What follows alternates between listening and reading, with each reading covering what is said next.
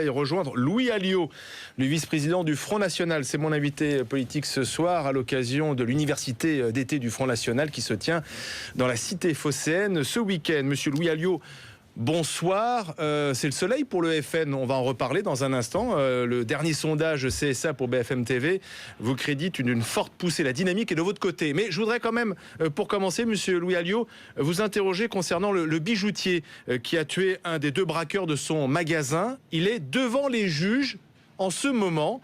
La thèse de la légitime défense, semble-t-il, n'est pas à ce stade retenue. Est-ce que vous soutenez ce bijoutier ? Écoutez, je soutiens ce bijoutier dans la mesure où il est une victime de la société. Il y a la victime elle-même qu'on ne peut pas oublier, mais il y a aussi cette victime-là, victime de l'absence d'une politique et victime, il faut bien le dire, du gouvernement socialiste, du laxisme gouvernemental qui fait qu'aujourd'hui les voyous se croient tout permis et que les honnêtes citoyens tremblent. Le drame, c'est qu'ils commencent à en avoir assez, qu'ils se défendent eux-mêmes et qu'ils sont prêts, dans certains cas, à vouloir rétablir eux-mêmes l'ordre républicain.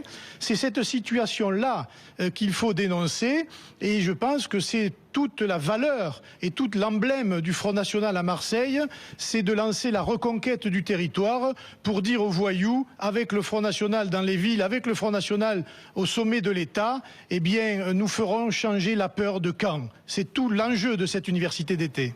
Alors justement, parlons du Front National. À l'instant, tiens, François Fillon, qui tient lui aussi un meeting ce soir, dit à propos de vous, à propos du Front National, il ne veut plus entendre parler de Nini ni de Front Républicain. Votre réaction ce soir ? Mais écoutez, je ne sais pas ce que veut Monsieur Fillon, qui oscille d'un côté à un autre. Et je ne sais pas réellement ce qu'il a derrière la tête. Je pense qu'il est en campagne interne au sein de l'UMP et qu'il est en compétition avec Monsieur Copé. Mais ça ne nous intéresse pas, nous, de chercher des alliances, de savoir si demain nous serons avec les uns ou avec les autres. Ce qui nous intéresse, nous, c'est de savoir ce que nous allons proposer aux Français pour résoudre leurs problèmes. Parce que vous avez parlé du cas de Nice, mais il y a la violence hier encore à Marseille, ce matin à Perpignan, un peu partout sur le territoire, et aucune politique aujourd'hui n'est capable de rassurer les citoyens et de remettre de l'ordre. Pas plus d'ailleurs Monsieur Fillon hier, lorsqu'il était Premier ministre, qu'aujourd'hui Monsieur Valls et Monsieur Ayrault au niveau du gouvernement socialiste. Donc je pense qu'ils sont dans la posture, ils sont dans l'effet d'annonce. Mais ils vous tendent la main peut-être ? Ils n'ont aucun projet alternatif pour... Oui, non, je ne crois pas. Vous savez, ils ont, en général, les hiérarques UMP ont des mots très durs pour les militants du Front National. Là, il y a un changement de ton. Je pense que nous ne nous faisons, aucune illusion. Nous verrons bien, Monsieur Truchot, nous verrons bien. Mais comme nous ne faisons plus confiance à cette classe politique-là, eh bien, nous attendons de voir. Quoi qu'il en soit, il paraît quand même difficile de nouer des relations avec des gens qui ont quand même mis la France en faillite et qui continuent d'ailleurs de le faire, parce que, évidemment, entre la droite et la gauche, on ne voit pas très bien où est la différence. Alors, vous tenez donc votre université d'été. Hier, le sondage CSA BFM TV que nous avons publié montre qu'à 6 mois du premier tour des municipales, la dynamique est du côté du Front National. Combien de villes visées par le FN ?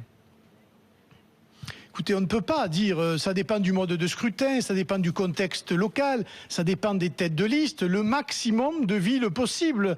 Dans tous les cas, pour l'instant, nous n'en avons aucune. Donc toutes les villes que nous gérerons demain seront autant de victoires pour le Front National et le Rassemblement Bleu Marine. L'important, c'est de préparer justement la suite, la gestion de ces collectivités pour démontrer que non seulement nous sommes capables de gérer ces collectivités, mais que nous sommes beaucoup plus capables que les autres et que dans les villes que nous gérerons, eh bien, ce sera géré en bon père de famille, respectueux de l'argent public et au service de nos concitoyens et pas au service de clientèle électorale, comme on peut le voir malheureusement dans les villes françaises aujourd'hui.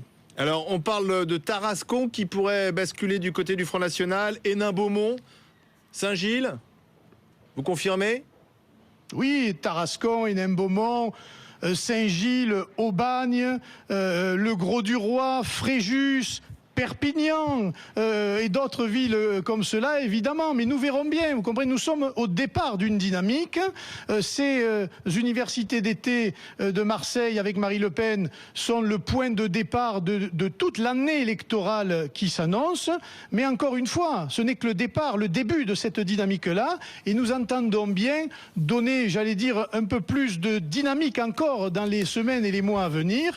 Et vous verrez tout au long de l'année un certain nombre d'événements qui jalonneront cette campagne électorale. Parce que je pense qu'aujourd'hui, à l'heure où la gauche est dans un échec total au niveau gouvernemental et que la droite se regarde le nombril en cherchant à faire un inventaire du quinquennat de M. Sarkozy, eh bien nous sommes les seuls à être dans une dynamique, à être au combat, à être dans la proposition et au contact de nos concitoyens. C'est là que nous attendent les Français. Marine Le Pen ce matin, dans les colonnes de Nice Matin, expliquait que le Front National s'était professionnalisé depuis 25 ans. Mais est-ce bien professionnel, est-ce bien crédible de présenter certains candidats qui ont tout juste 18-19 ans au municipal? Mais pourquoi des jeunes candidats feraient moins bien que des plus anciens? Je crois que la classe politique aujourd'hui nous a donné la preuve que diplômés ou pas diplômés, jeunes ou vieux, hommes ou femmes, le résultat est catastrophique.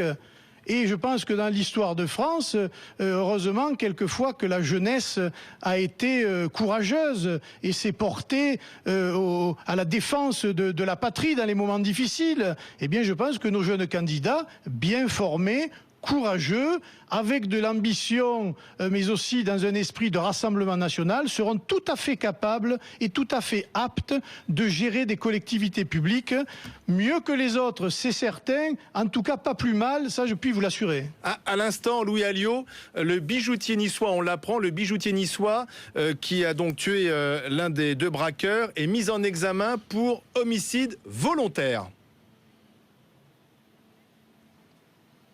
Oui, et bien voilà, vous me l'apprenez en direct. Il n'en demeure pas moins que c'est dramatique, la situation est dramatique et qu'il est une victime, encore une fois, collatérale du laxisme généralisé qui opère dans notre pays. Et encore une fois, je pense que ce cas emblématique devrait être justement un cas pour tout le monde et que chacun prenne ses responsabilités, parce que si on ne prend pas la mesure de l'exaspération populaire aujourd'hui face à l'insécurité dans nos quartiers, quelle que soit la ville de France, eh bien vous verrez de plus en plus de concitoyens qui n'ont ni casier judiciaire ni antécédents judiciaires régler les problèmes eux-mêmes.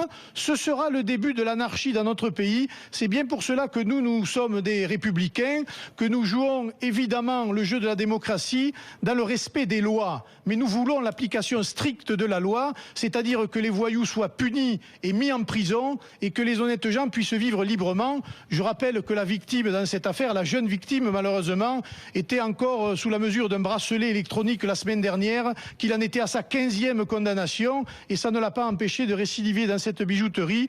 Il n'y a que des malheureux ce soir dans cette affaire. Mais moi je demande clairement au pouvoir public de prendre ses responsabilités, parce que le premier responsable de cette situation, c'est le gouvernement français. Voilà la réalité des choses. Merci Monsieur Alliot pour l'université donc du Front National à Marseille ce week-end. Dans un